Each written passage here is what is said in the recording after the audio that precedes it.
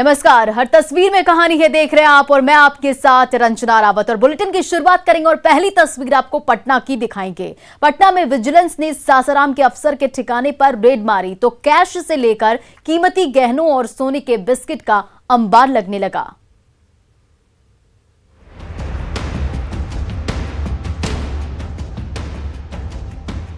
नोटों की गड्डियों से पूरा बिस्तर ढक गया है। एक एक कर सोने के बिस्किट निकल रहे हैं। कीमती नेकलेस, अंगूठियां, हार और अकूत खजाने की परत दर परत उघड़ती जा रही है। ये नजारा है सासाराम के भू अर्जन अफसर और प्रभारी निगम आयुक्त राजेश गुप्ता के पटना के फ्लैट में चल रही रेड का।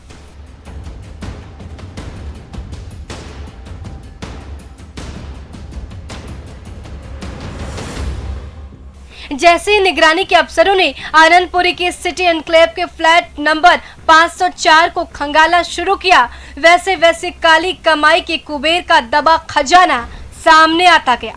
किसी कोने से नोटों की गड्डियां निकलने लगी, कहीं सोने के बिस्किट मिले तो फिर तो सोने और चांदी के गहनों का ढेर लगता गया। यहाँ पर करीब 15 लाख नगद जी और 5 सोने का बिस्किट है जो 100 ग्राम का है जी। और यही फ्लैट के नीचे 2 अन्य फ्लैट भी इन्हीं के नाम से दस्तावेज अभी पाया गया है। छापेमारी के दौरान 500 रुपए के नोटों की कई गड्डियां मिली तो 10 रुपए के भी नोटों का भी ढेर लगा। कुछ अफसर नोट गिनने में बिजी थे तो कुछ कर्मचारी सोने के बिस्किट का हिसाब कर रहे थे। बेड पर बैठे निगरानी के अफसर कैश और गहनों का हिसाब किताब देख रहे थे तो कुछ अफसर नाजायज संपत्ति की लिस्ट बना रहे थे। तभी कुछ कर्मचारियों ने फ्लैट का दूसरा कोना खंगालना शुरू किया तो होश ही उड़ गए। पटना और रांची के 4 फ्लैट के कागजात सामने आए जिसके मार्केट वैल्यू अभी करोड़ों रुपए में है तो कई प्लॉट की दस्तावेज भी मिले। इस चीज का डॉक्यूमेंट है ये सब जमीन के प्लॉट्स वगैरह। हाँ, एक रांची का भी। रांची में क्या मिला है, फ्लैट्स या जमीन? रांची का डिटेल देखेंगे, अभी जांच चल रही है। हाँ, जांच चल रही है। विजिलेंस की छापेमारी से काली कमाई के धन कुबेरों में हड़कंप मच गया तो नोटों की गड्डियां, सोने की चमचमाते बिस्किट और गहनों का अंबार भू अर्जन अधिकारी राजेश गुप्ता के करतूत खुद ब खुद बयां कर रही है। सुब्रत गुहा, न्यूज़ 18 कटिहार। और इधर दानापुर में बेलगाम कार ट्रैफिक पुलिस और राहगीरों को टक्कर मारकर भागने लगी तो उसे दबोचने के लिए बीच सड़क पर भागम भाग शुरू हो गई।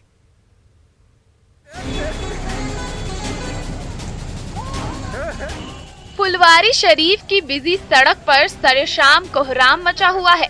ट्रैफिक दारोगा और एसआई को टक्कर मारकर भाग रहे सिरफिरे ड्राइवर को दबोचने के लिए पुलिस के साथ साथ गुस्साई भीड़ दौड़ी जा रही है तो नशेड़ी ड्राइवर भी अपनी गाड़ी भगाए जा रहा है। तभी भगत सिंह चौक पर ऐसा जाम लगा कि उस सिरफिरे की गाड़ी उसी में फंस गई। फिर क्या था, पुलिस के साथ साथ उग्र भीड़ का गुस्सा उस लापरवाह ड्राइवर पर फूट पड़ा।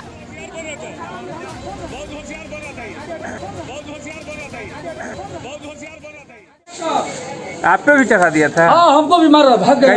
कैसे मैंने क्या तो सामने से बच गए। ये गाड़ी किया हुआ है कि क्या ऐसा एम्स की तरफ से इतना तेजी में आ रहा था, इसको रोकते रोकते सबको मार दिया। सर लोग को सबको ठेल दी गाड़ी से, इन लोग रुकवा रहे हैं। लग रहा था कि इन लोग के बदन पे चढ़ा देगा गाड़ी। पुलिस वाले पे? हाँ हाँ हाँ हाँ। क्या? हाँ, पुलिस वाला पे। शाम के समय फुलवारी शरीफ की सड़क पर गाड़ियों का रेला लगा हुआ था। तभी एम्स की ओर से आ रही रेड एसयूवी ट्रैफिक पुलिस और राहगीरों को टक्कर मारते हुए भागने लगी। ट्रैफिक जवानों और कुछ राहगीरों को चोट भी लगी, लेकिन बेलगाम गाड़ी को पकड़ने के लिए सबके सब दौड़ पड़े, लेकिन सिरफिरा ड्राइवर उन्हें छकाते हुए भागने लगा। फुलवारी शरीफ की सड़क पर कुछ मिनटों तक लुका छिपी का खेल चलता रहा। तभी जाम में जैसे ही सिरफिरा ड्राइवर धराया, फिर तो उसकी लात घूसों और थप्पड़ से ऐसी खातिरदारी हुई कि पूछिए मत। तो पुलिस वाले पे गाड़ी क्यों चढ़ा है? नहीं हम चढ़ाए स्कूटी पर भी चढ़ा दे नहीं हम हाथ पकड़ लेंगे, हम साइड कर रहे थे तो क्लच छूट गया पैर से। आप पे भी चढ़ा दिया था? हम लोग भागे हैं, तो चढ़ा देते हैं, हट गए, हम लोग भागे हैं। फुलवारी शरीफ की सड़क पर सबको टक्कर मारकर भाग रहे ड्राइवर को पकड़ने के लिए आधे घंटे तक भाग दौड़ होती रही और जैसे ही सिरफिरा ड्राइवर हत्थे चढ़ा उसकी तो जमकर धुनाई हो गई। उग्र भीड़ ने लाखों रुपए की एसयूवी पर भी अपना गुस्सा उतार दिया। अमरजीत शर्मा, न्यूज़ 18 दानापुर। और दर मधुबनी के फेमस हलवाई पवन साह के हाथों के से बनने वाले बैजू बम का स्वाद को शौकीनों को डराता नहीं बल्कि बार बार बुलाता है और पल भर में सर्दी दूर भगाता है।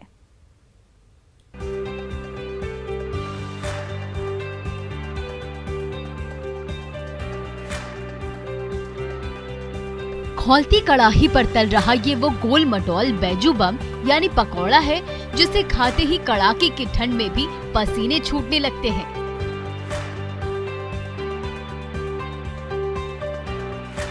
इसलिए अरेर मार्केट के फेमस हलवाई पवन साह के चूल्हे पर जब शाम होते ही तेल से लबालब विशालकाय कड़ाही चढ़ जाती है तो उसमें छनने वाले चटक और तीखे बम का जायका लेने वाले सर्दी के मौसम में भी गर्मी के एहसास से तरोताजा हो उठते हैं। इस नमकीन बम का जायका ही इतना लजीज है कि जो एक बार चख ले वो ताउम्र इस बम का मुरीद बन जाता है। है कि शुरू से बहुत टेस्टी बनता है और हम लोग आज से नहीं कम से कम 40 वर्ष से 40 वर्ष से ये यहाँ पे हम लोग खाते हैं। खासियत ये है कि जैसे अभी तो फिलहाल मुझे सर्दी हुआ है तो सर्दी ठीक करने के लिए हम टैबलेट की जगह बम लेने आए हुए हैं। अच्छा, मतलब ये इलाज भी करता है मतलब बहुत ज्यादा। आलू का चोखा, चना दाल, चटक मसाला और बेसन के कवच से घिरा ये बैजू बम डराता नहीं बल्कि खूब लुभाता है। स्वाद के शौकीनों को बार बार बुलाता है और अरेर की आबो हवा की खुशबू दूर दूर तक फैलाता है। तभी तो जब शादी के बाद नई नवेली दुल्हन पहली बार अपने मायके अरेर आती है तो उसे सबसे पहले बैजू बम का स्वाद ही चखाया जाता है ताकि वो अरेर के स्वाद और अरेर के जायके से बखूबी रूबरू हो जाए। हमारे यहाँ जो भी नई नवेली दुल्हन आती है ना तो इसको गिफ्ट के रूप में यही बम दिया जाता है पहले कि आप टेस्ट कीजिए कि हमारे यहाँ का टेस्ट कैसा है। इसकी जो मसाला तेल है जो क्वालिटी बढ़िया रहता है, इसको खाने से गैस उस नहीं बनता है और ये 30 घंटा खराब नहीं होती है। इसमें क्या ये आलू का बनाते हैं? आलू का बनाते हैं, आलू और चना दाल का मसाला उसमें भरते हैं। ये यहाँ मधुबनी के अरेर बाजार का ये बैजू बम है और ये बैजू बम बताया जा रहा है कि यहाँ इलाज भी करता है लोगों का और जो गिफ्ट में भी लोग यहाँ जो खासकर नई शादी के बाद जो दुल्हन आती हैं लोग यहाँ बता रहे हैं कि वो गिफ्ट में भी यहाँ लोग बम खरीद कर देते हैं एक दूसरे को। और दूसरे ऐसे क्या नाम आपका? अरमान है झंझा। आप बम खाने के लिए दरभंगा से पहुँचे हैं? हाँ, यहाँ से गुजर रहे थे तो बहुत नाम सुने थे तो बोले आज चख लेते हैं यहाँ का भी। तो लोग यहाँ आसपास के जो जिलों के भी सीतामढ़ी और दरभंगा से भी यहाँ बैजू बम खाने के लोग यहाँ पहुँच रहे हैं और ये आप देख सकते हैं कि यहाँ जो खास करके युवाओं की यहाँ काफ़ी भीड़ रहती है और यही इसकी बैजू बम की ये खासियत है। अरेर बाजार में नमकीन की दुकान चलाने वाले हलवाई पवन साह ने जब से आलू के पकौड़े की ब्रांडिंग बैजू बम के नाम से शुरू की तब से बम के नाम से आलू के उसी पकौड़े को इतना चर्चित बना दिया कि उसके चाहने वाले उसका जायका लेने के लिए दूर दूर से पवन साह की दुकान पर पहुंचने लगे। तो इस तीखे बैजू बम का स्वाद उसके चाहने वालों के जरिए दूर दूर तक फैलने लगा। अमित रंजन, न्यूज़ 18 मधुबनी।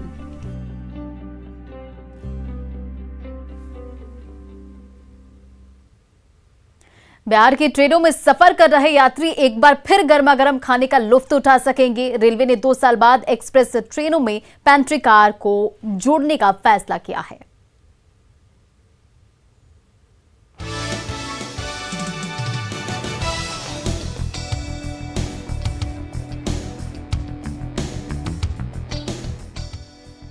दो साल से सूने पड़े पेंट्री कार की साफ सफाई फिर से होने लगी है।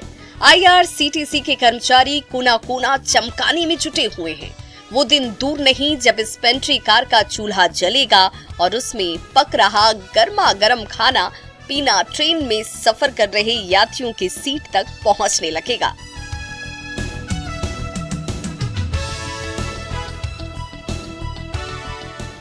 रेलवे की हरी झंडी मिलते ही 2 साल के कोरोना ब्रेक के बाद एक बार फिर पेंट्री कारों को चुस्त और दुरुस्त किया जाने लगा है, जिसे अगले सप्ताह से बिहार की 13 ट्रेनों में जोड़कर रवाना किया जाएगा। और जब उस पेंट्री कार का चूल्हा जलने लगेगा तो उसमें पक रहा ताजा खाना हर पल यात्रियों तक पहुंचता रहेगा। हमारे पास आदेश आया है कि ट्रेनों में कुक मील स्टार्ट करना है और हम इसकी पूरी तैयारी कर रहे हैं और हमारी फेज वाइज मैनर में हम कुक मिल को स्टार्ट करेंगे। बहुत प्रॉब्ली हम दिसंबर के फर्स्ट वीक तक हमारा फर्स्ट फेज का स्टार्ट हो जाएगा। जब से कोरोना का ग्रहण लगा था तब से पेंट्री कार खड़ी थी और ट्रेन में सफर कर रहे मुसाफिर डब्बा बंद खाने से पेट भरने को मजबूर थे, लेकिन उसका बासीपन अक्सर सफर को कड़वा बना रहा था। अब जबकि कोरोना के केस घटे हैं तो रेलवे ने चलती ट्रेनों में पेंट्री कार जोड़ने पर मुहर लगा दी है। तो अब रेल यात्रियों का इंतजार खत्म होने वाला है, जब पटरियों पर दौड़ती भागती एक्सप्रेस ट्रेन की रसोई की खुशबू और स्वाद से भरपूर खाना रेल यात्रियों तक फिर से पहुंचने लगेगा। उसका फिर और ट्रेनें बहुत जल्दी हो जाएगा, मतलब आप समझिए कि दिसंबर तक में सारा ट्रेनों में ट्रेन खाने पीने की सुविधा बहाल कर दी जाएगी। हमारी तरफ से पूरी कोशिश हो रही है कि जितना जल्द से जल्द हो सके ट्रेनों में खाना। तो ट्रेनों में लंबे सफर की तैयारी कर रहे मुसाफिरों को अब न तो टिफिन पैक करने की जरूरत है और न ही डब्बा बंद पैकेट के भरोसे रहना है, बल्कि उसी ट्रेन में पक रहा गर्मा गर्म और ताजा खाना उनका इंतजार कर रहा है। धर्मेंद्र कुमार, न्यूज़ 18 पटना। और इधर भागलपुर की बहुरानी आयशा खातून बिहार की दूसरी सबसे युवा मुखिया चुनी गई हैं, तो उनके पंचायत फतेहपुर में जोरदार जश्न मनाया जा रहा है।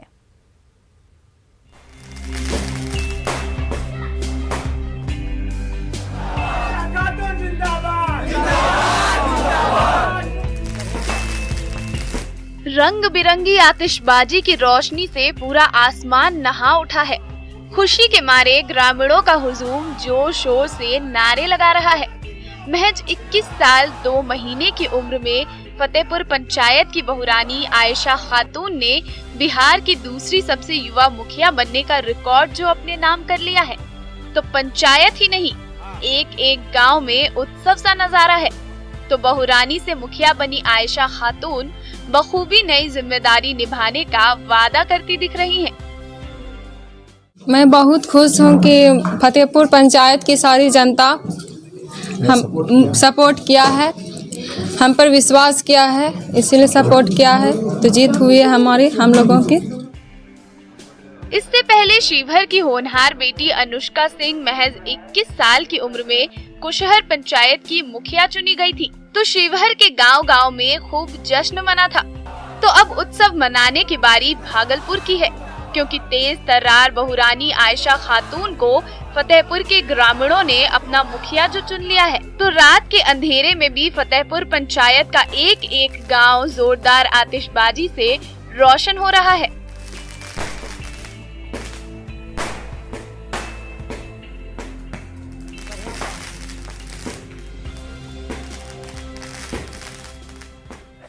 पूरे फतेहपुर पंचायत का मैं तो जनता को धन्यवाद करता हूं, जो हमें सपोर्ट किया और मुझे एक अच्छे खासे वोट से हमें जीतने का सर्फ हासिल हुआ है और इंशाअल्लाह ताला मैं उसके सोच पर खरा उतरूंगी। सचमुच बिहार की बेटियां और बिहार की बहुएं किसी से कम नहीं है, चाहे फिर वो शिवहर की प्रतिभावान बेटी अनुष्का हो या फिर भागलपुर की काबिल बहुरानी आयशा, जिनके युवा नेतृत्व में बिहार के पंचायतों और गांवों को आगे बढ़ने से कोई रोक नहीं सकता। आशीष कुमार, न्यूज़ 18 भागलपुर। कटिहार में खरगोश पालने के शौक ने एक किसान की जिंदगी बदल दी। अब नन्हे मुन्ने खरगोशों की फौज पूरे गांव में खुशहाली फैला रही है।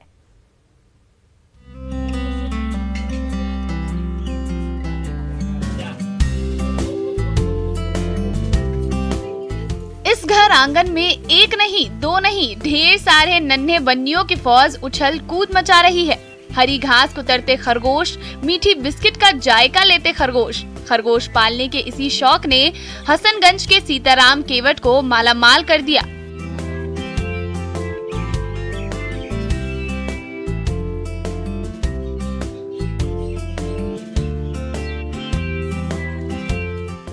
डेढ़ साल पहले जब सीताराम केवट मार्केट से खरगोशों का जोड़ा खरीदकर घर लाए तो उन्होंने ये कहाँ सोचा था कि ये शौक उनकी जिंदगी का नया जरिया बन जाएगी। लेकिन आज उनके घर के कोने कोने में खरगोशों की फौज धमा चौकड़ी मचाती रहती है और उन खरगोशों की खरीदारी के लिए ग्राहकों का तांता लगा रहता है। क्या चाहते इसको रोजगार बनाने के लिए सोचे? हाँ, अगर वैसा होगा रोजगार हम बनाएंगे। हाँ, रोजगार बना रहे हैं। और अगर हम चाहते हैं कि सरकार के तरफ से कोई सहयोग मिल जाए जैसे पशुपालन के तौर पर, तो हम और इसको आगे बढ़ा देंगे। खेल खेल में खरगोश का एक जोड़ा कब दो जोड़े में बदला और फिर धीरे धीरे खरगोशों की तादाद लगातार बढ़ती गई। आज सीताराम केवट का घर ही इन शरारती खरगोशों की फौज का नया ठिकाना भी बन गया है और सीताराम केवट की रोजी रोटी का नया जरिया भी, जो दिन भर उनके घर में दौड़ते भागते रहते हैं और हर तरफ खुशहाली फैलाते रहते हैं। अभी भी 15-20 खरगोश इसके पास में है और 2-3 खरगोश देख रहे हैं कि बच्चा देने वाली है, 10 रोज 5 रोज में दे देगा। तो इस स्थिति से यह जो अगर बकरी पालन से हमको अच्छा सुविधा लगता है कि खरगोश पालन करना। मासूम खरगोशों की उछल कूद भला किसे नहीं प्यारी लगती। नन्हे खरगोशों की यही मौज मस्ती बार बार बेजुबानों के शौकीनों को हसनगंज की ओर खींच लाती है। सुब्रत गुहा, न्यूज़ 18 कटिहार। और सहरसा का लाल विदेशी धरती पर गोल्ड मेडल जीतकर लौटा घर, तो उनके स्वागत में पूरा सहरसा ही रेलवे स्टेशन पर उमड़ पड़ा।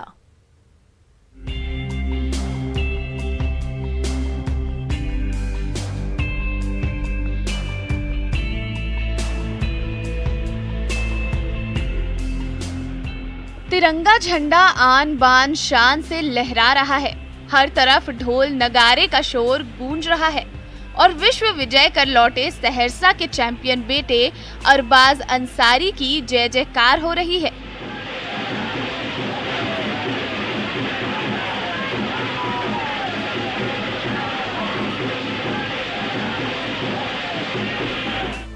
युगांडा में हुए इंटरनेशनल पैरा बैडमिंटन चैंपियनशिप में गोल्ड मेडल जीतकर जब सहरसा का लाल अरबाज अंसारी सहरसा लौटा तो उसके स्वागत में पूरा सहरसा ही रेलवे स्टेशन पर उमड़ पड़ा और जैसे ही चैंपियन बेटे ने ट्रेन से सहरसा की धरती पर कदम रखा, वैसे ही शहर वासियों ने अपने लाल को कंधे पर उठा लिया।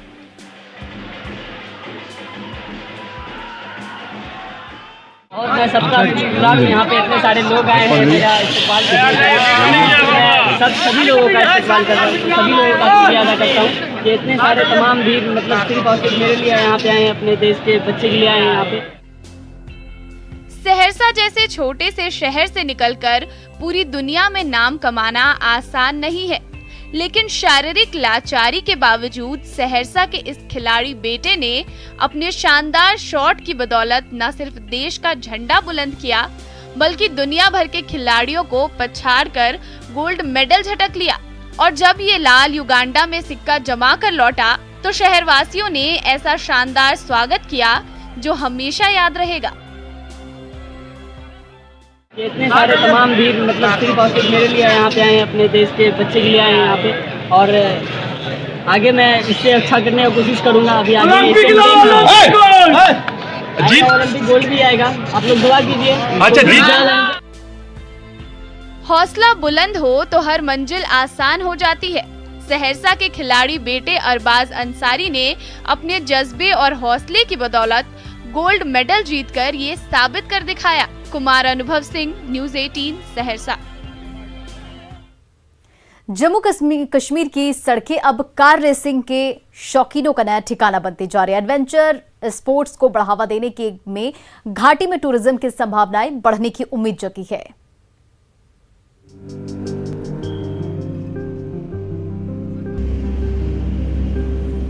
कारों को देखकर आपकी बॉडी में भी करंट दौड़ने लगा होगा। अगर आप भी रेसिंग कारों के शौकीन हैं और रफ्तार से गाड़ियां चलाना पसंद करते हैं तो चले आइए कश्मीर। यहाँ आपके लिए एडवेंचर स्पोर्ट्स की ढेरों संभावनाएं मौजूद हैं।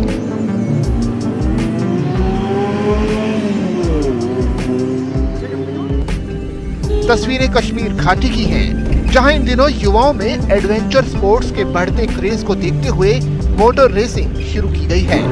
रफ्तार और एडवेंचर के शौकीनों के लिए यकीनन ये नया ठिकाना है।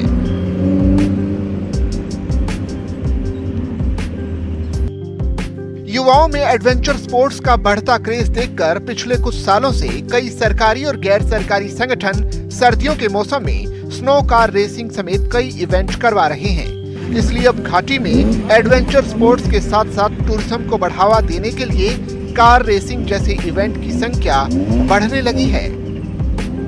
आयोजकों का कहना है कि युवाओं में इन दिनों स्ट्रेस लेवल बढ़ा है। ऐसे स्पोर्ट्स से युवाओं को फायदा मिलेगा। इसी क्रेज की वजह से इस साल कश्मीर के टूरिज्म डिपार्टमेंट ने पहली बार कार रेसिंग का आयोजन करवाया, जिसमें कई फेमस और प्रोफेशनल कार रेसर्स ने हिस्सा लिया।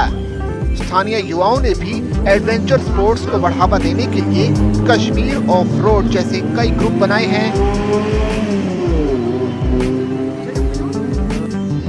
इन्हें उम्मीद है कि एडवेंचर स्पोर्ट्स से घाटी का पर्यटन पटरी पर लौटेगा।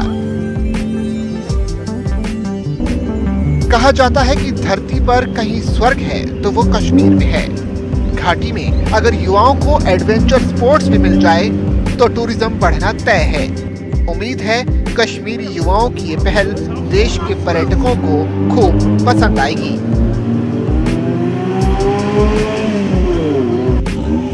Bureau report, news 18, Madhya Pradesh, Chhattisgarh.